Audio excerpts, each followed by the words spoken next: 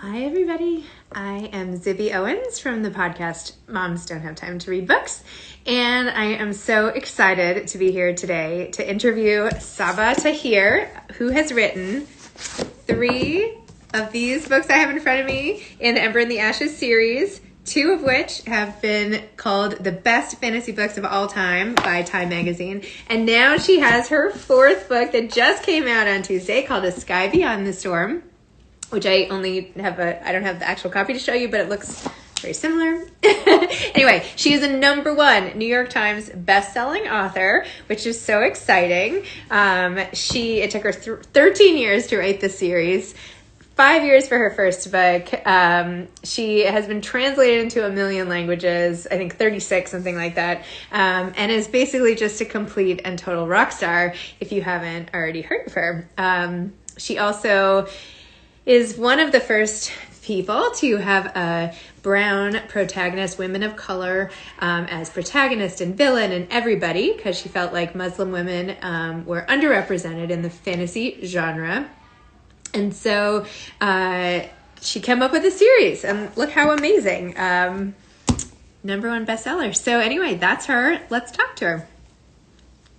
Let me just go to my contributors, but she's not here yet, so hold on 1 second. Let me see if she's here. And I'm so excited to talk to her about all of her. There she is. Let's see. Send request. Hi. Hello, how are you, Vivi? I'm good. How are you? I'm doing well, thank you. Thanks for having me. Congratulations on book 4 of the series. Thank So you. exciting. Oh my It's gosh. very exciting. It's crazy.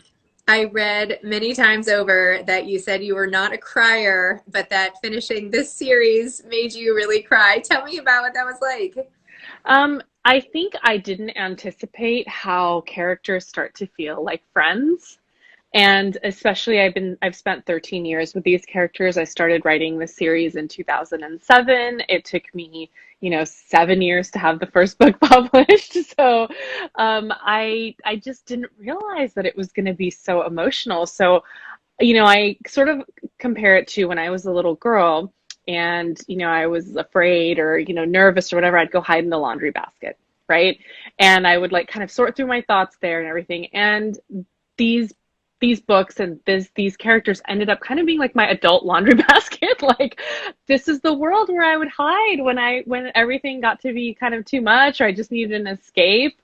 So now, my laundry basket's gone. So I'm like, I'm so sad. so, so Sabaa, yeah. I am going to FedEx you a laundry basket from Amazon, and you Oh, can thank have you. one. It's gonna need to be really big so that I can sit in it. Yeah. Maybe we could put like 2 over your head, or maybe you just need a laundry There we room. I don't go. know, something. Something, yeah. Maybe I just need a laundry room. There you go. No, but I mean, so many people depend on characters and story to get them through everything. And when it's your own and you're creating it, I imagine that's just, Yes. a millionfold.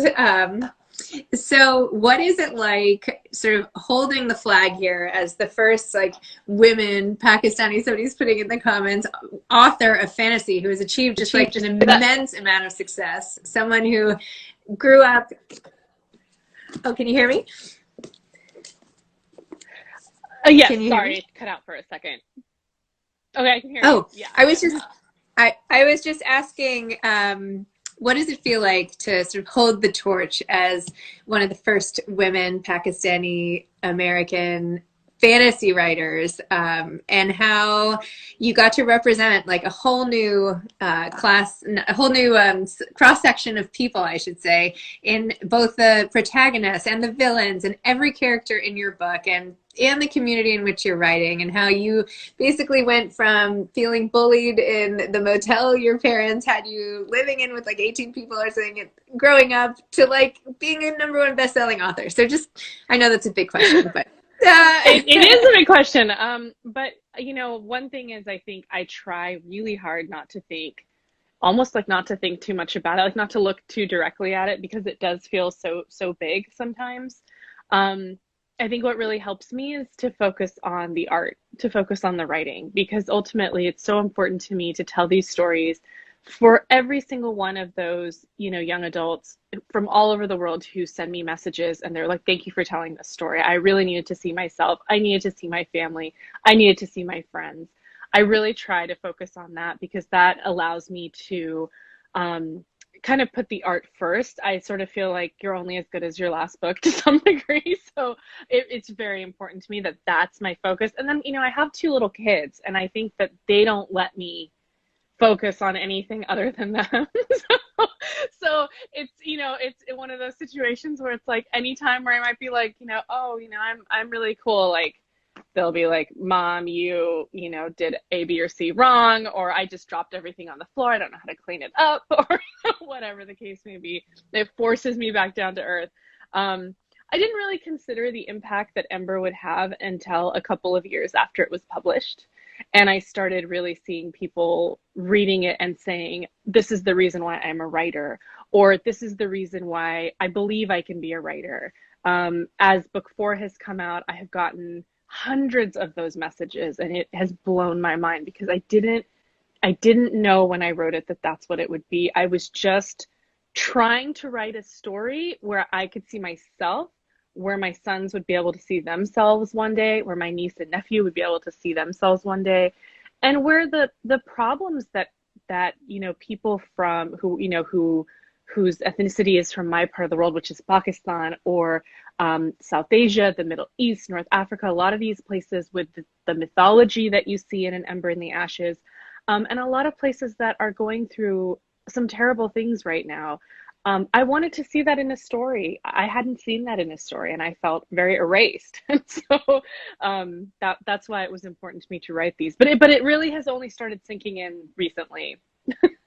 Well, there's certainly nothing like kids to make you feel like you're, 2 inches tall instead of, Yes.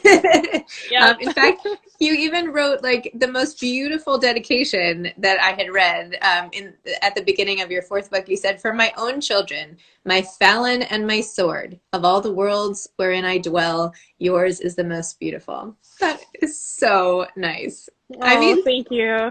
and it just like sets such a tone for the poetic, sort of lyrical way you write in general, right? It's just like, I don't know. It's so harkens back. I mean, I know it takes place like 500 years ago, but it definitely like harkens back to another era and another time of life and is just completely escapist. And I feel like particularly now, everyone needs that.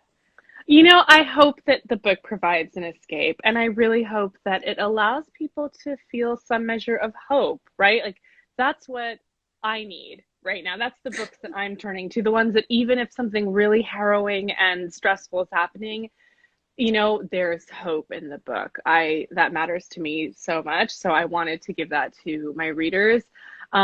And I worked on that. Dedications are always so difficult for me because I'm like, it's the first thing people read. I mean, some people don't just skip them, but generally I think people read dedications. It's the very first thing they see that I've written. And then this is for my kids. So I was like, well, this has to feel good like when they're 25, hopefully when they're, much older and I'm gone. Like I want them to be able to open this book and feel that love coming from me. So it took me months to actually figure out that dedication. I wrote it and I rewrote it and I read it to my husband and I was like, is this good? And he was like, no, read it again. I read it to my mom and she was like, I don't know about that. So it was a process. So I'm glad I got there in the end. You totally got there. Check plus, loved it. Maybe you should compile all the discarded dedications because maybe they'd want to see that in 25 years too. I should totally do that. I had one where I was like, to my falcon and my sword, you're the reason I almost didn't finish this book. And then I was like, ha ha ha. And I was like, I'm not going to put that in. For the people hanging from my ankles who are not letting me do my job. Thank you. I did it anyway. So do you read fantasy yourself? Are you a huge fantasy fan? Like, how did you learn how to write like this? So I'm a big fantasy fan. I've been reading fantasy since I was 11. The very first fantasy book I got was The Sword of Shannara by Terry Brooks. It was written in the 70s. it's all dudes. It's like a very classic old school fantasy, but I just loved that book. It took me away from my troubles. I was in middle school at the time. Everyone knows middle school is awful. So it was just a wonderful escape. And that was really my gateway book into fantasy. And then after that, I started reading a lot more. And I found that I really connected to these, characters in these places that were just, that didn't exist. And so as I grew older, I got into literature, like more sort of literary works, that kind of thing. And actually, that's what I was working on. I was working on a memoir. I was like 20. I don't know. I don't know what I was going to write about, the motel. But my mother was talking to me on the phone, and I was complaining yet again about how I was having a difficult time writing this book. And I was just doing it in my spare time as I was working. And she was like, "Why don't you write a fantasy? You love fantasy. Like, you read it all the time." And, as per usual, she was right. So I started working on it. And then in terms of training, it was really working at the Washington Post. I was an editor there. I was a copy editor. So I worked late at night. I worked on headlines and captions and kind of did the last edit on a story. And I learned so much about the building blocks of writing from reading all these incredible reporters at the Washington Post. And I always recommend to young writers that if you are struggling with the form, you're struggling with like making your sentences beautiful or making them something that, you feel like convey what you want to convey, read a newspaper every day for a year, because the economy of language and the way that stories are structured that you can learn from a newspaper is so helpful. That's great advice. I thought you were going to just tell everybody to try to get a job at the Washington Post. And I was going to say, it's a great place to work. That might not be the most easy thing for everybody to do. But, if it, it's nice to throw it out there as a suggestion. Yes. I want to talk a little more about your relationship with your mom, because you obviously are very close. And you said in one of the interviews I read about you that you were going to kill off one of your characters, and she said she wouldn't cook for you anymore if you did that, which is like... that's not even passive aggressive. That's just like outright, like on the table, controlling. Yeah, she threw down the gauntlet. She threw down the gauntlet. Yeah, so we were talking about the book, and she's really funny. She'll always try to get me to talk to her about it, and she'll be like, "So, what's gonna happen, and who's gonna end up together?" She's very invested in these characters. And I told her, I was like, "So, I'm thinking about killing this character, these are the reasons why." And she just looked at me like I wasn't her child anymore. And she was like, "Don't you dare. What do you think? No." And then she, there's this Pakistani bread called paratha, which is like a deep fried bread. It's so good. And she was like, "I'll never make it for you again." And that's a serious threat. That's the rest of my life, like not having it. So I had to capitulate. I was like, okay. Gosh, if I knew deep fried bread was sort of on the menu as an incentive tool for anything, I think I would have to veer in that direction. Oh my gosh.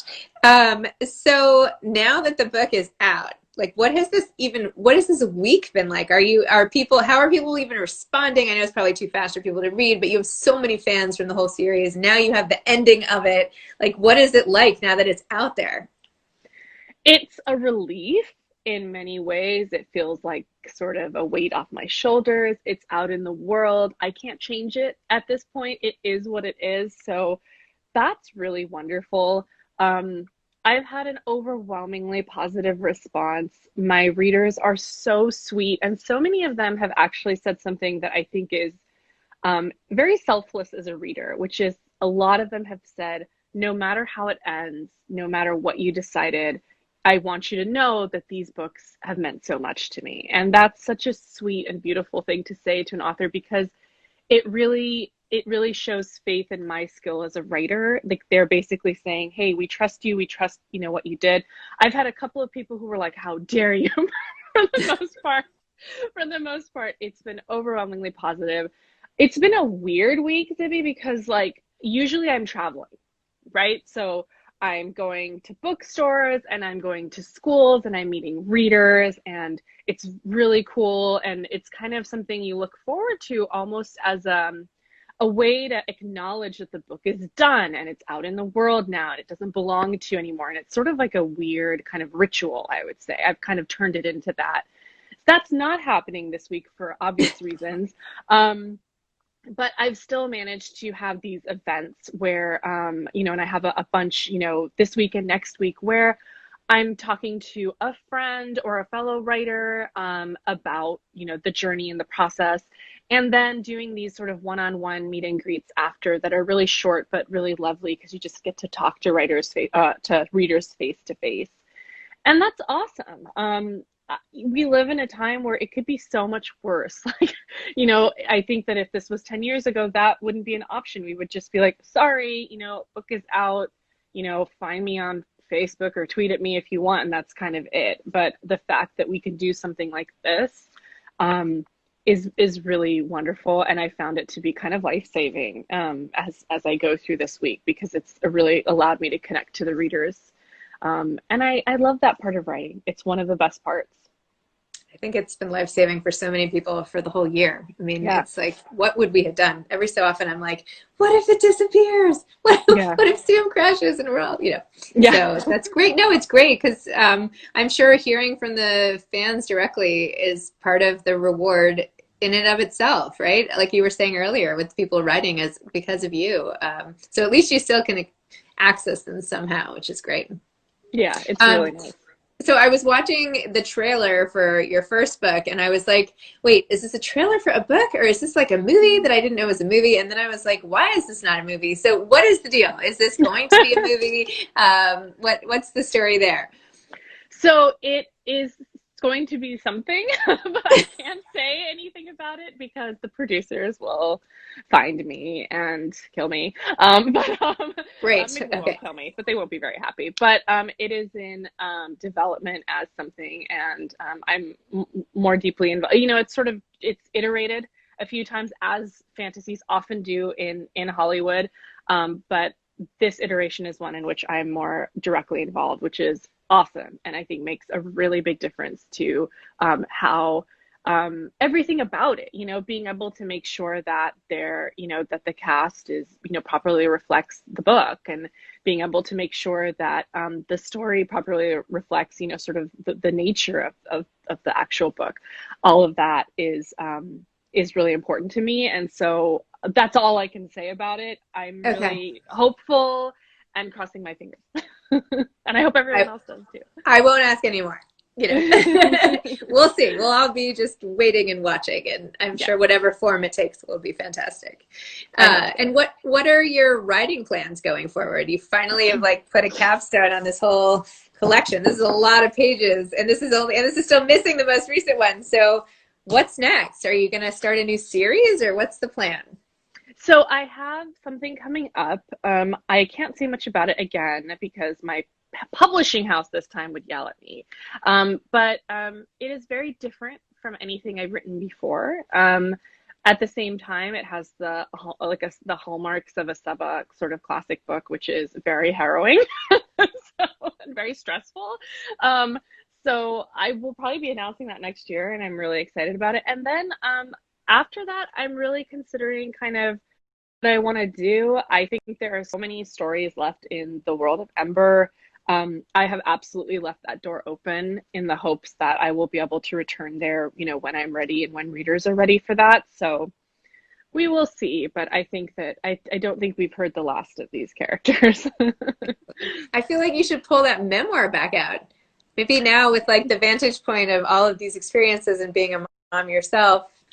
I don't know. I feel like maybe there's something there. You might get your wish. Okay. All right. Well, there you go. All right. Maybe I read your mind. Awesome. Well, you've already given a little bit of advice, which was fantastic, that aspiring authors can read a newspaper every day for a year, which is really so important anyway. I feel like I'm one of the last people who reads paper newspapers. Do you read paper or do you read? I read online mostly, but I do buy the actual physical paper occasionally. Not so much anymore, but before I would try to get it at least once a month. I try to pick up the papers that are available to me, which is usually the New York Times or the Wall Street Journal. I try to just grab a copy and read it. I really think there's something for reading it end to end. I always would find something that I wouldn't anticipate, and I feel like when you read it online, unless you're very methodical and like going through each section, it's a little bit more difficult to do that. It was such a beautiful ritualistic thing, right? To like have your paper with your coffee and like read through it in, especially like on Sunday morning. So I think that's what I would usually try to do is grab that Sunday New York Times and just enjoy it. Yeah. I do have to say, I get them every day. I get the Oh, Times and that's the Journal awesome. and New York Post every day, and I have to read it. Sometimes they stack up for like a week, and I'll say to my husband, like, "Oh my gosh, did you know this happened?" He's like, "It happened a week ago," and I'm like, "All right, well, whatever. I'm catching up." But I'm with you. I like love to read the papers, and I think it's great to also just like train yourself based on a certain type of writing. So Yeah. what other advice do you have up your sleeve? Or you don't have to. It's, you know, you already gave great advice. But if you happen to have more writing advice as somebody who can obviously, like, how do you keep going? Like, how do you keep your focus and just keep churning out words? Like, do you have days where you sit down and you're like, I really don't feel like doing this, or I can't think of Yes. anything, or, you know? Absolutely. I have days where I don't feel like writing. I have days where everything I write is garbage. I have days where I'm supposed to write, but like I said, I have a family and I have children, and that sort of takes precedence. With everything that's happened with COVID, I've actually found that my hours have been significantly cut because I have to educate my kids in the morning, and then my husband will usually take over for a few hours in the afternoon, and so that has really had a huge impact on my ability to write. And what I've sort of found is, look, I started writing when I was working at the Washington Post, and then I continued writing through the infancy and toddlerhood of two children, and I was a stay-at-home mom during that time. And I found that I had to write very much, as Toni Morrison once described it, in like these slices of time. I call them elbows of time. Um, it's not really about getting a ton done at once. It's about just taking any little snippet and finding some way to make it worthwhile in terms of writing. I would talk into my phone. I would be holding my baby, like I have a nice big hand. So I'd be holding my baby with a bottle, and I'd be talking into my phone to dictate, part of a story, or talking into a recorder way back when, right, to dictate part of a story. I would I would take an hour, I would steal an hour, whenever I could to start scribbling and working on it. And for the first couple of years, that's how I wrote. Sometimes I had help, but it wasn't really dependable, regular, and it wasn't a lot. And sometimes it was family, sometimes it was someone I hired. But, I just was sort of clawing away at this book, but it added up. And I think that's what I would love for writers to know, particularly writers who are parents or who are caretakers or who have really demanding jobs. You don't have to write all day every day to finish a book.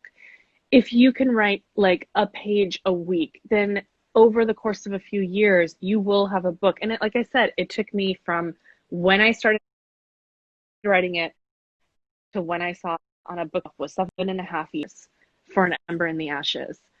It's a long time.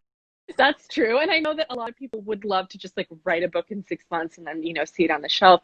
But if you don't have a choice, if you really can't quit that job or you can't become a full-time writer, this is a way for you to just like kind of claw away at it like little by little and just get a little bit done. And so that's really my advice for writers is it doesn't, you don't have to listen to people who are like, you must write every day, you must write for 4 hours a day, you must have your own room to write. Like, none of those rules apply to you if you don't want them to. You can sort of find a way. Writers write ultimately, like they can find a way. Usually, if you're lucky, you can find a way to write. So that's my advice for I the am writers out like there. ridiculously impressed at the visual of you dictating while dealing with the baby and the bottle. And like, I could bear, like, my thoughts were so incoherent at that time. Even the fact, even if you weren't holding anything, that you could dictate and it could become, like, I feel like when I speak, as is evidenced right now, it's not, doesn't always make sense. And when I write, it's clear and I can go back and da da da. But if it comes out, like, that's impressive. It's just super impressive. It never came out well. It was always like, and then the character runs away because they're scared. And then later on, I would sit down and be like, okay, how do I turn that into something that I want to read and that doesn't make me want to like run away, right? So it's also about iteration. I think a lot of people think that the first version of a book that writers write is perfect. And you know what? If you're that author, like that's awesome. I am not that author, Zibby. Like my first drafts are so embarrassing. It's it's shocking. I think that if people read it, they'd be like, "How did you become a writer?" I'm sure But you that's know, not true. I you you're t- you just iterate and it gets better and better with each iteration. And I must have had like 50 drafts of Ember. You know, the first one was something completely different, and the last one and the one you see is, the work of, just little by little making it better, one paragraph, one page, one chapter, until the entire book is better. wow. Well, that's very inspiring. I feel like you should also write a children's book while we're talking about all the things you should do, because I feel like you can bring it down to like a kid's level. I think especially just how you want to represent different backgrounds and everything. And I don't know. I feel like you need to have a children's book in the mix at some I point. would love that. I will now keep note of that and tell Good. my Yeah. agent. Be like, You I need get to, on that. Thank Zibby you says very I need much. to write a children's book. Yeah. Just put me in the acknowledgement somewhere, and that's all I need. I got you. I got you. Well, Saba, thank you so much. This was so much fun, and my son is going to dive into this whole series. I'm hoping this gets him off the video games for a few hours, and thank you for taking the time to talk and coming on GMA Book Club. And that this will also be a podcast on Moms Don't Have Time to Read Books, so my listeners can hear as well. Yeah, and just thanks for chatting and all that great writerly advice. It was awesome. Thank you so much. It was a pleasure. I really appreciate your time. It was wonderful. All right, thank you. Congrats Take on your care. book. Okay, Thank you. bye-bye. Bye. Bye.